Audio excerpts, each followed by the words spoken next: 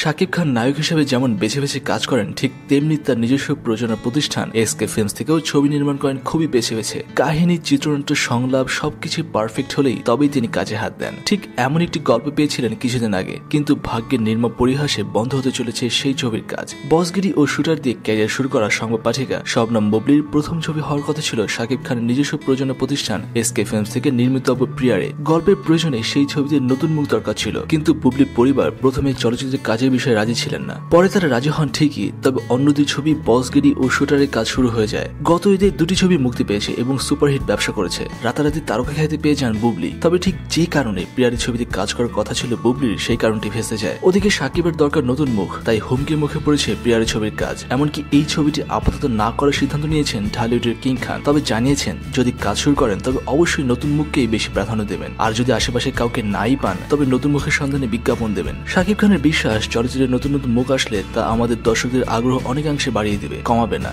দর্শক, শাকিব খানের খুবই কাছের ছবি প্রিয়ারিতে কাকে নায়িকা করলে ভালো হয় জানাতে পারেন নিচের কমেন্ট সেকশনে। আর সস্তা বানানোর খবরের জন্য নয়, সহজ, সুন্দর ও স্বচ্ছ খবরের জন্য সাবস্ক্রাইব করুন খবর টিভিকে।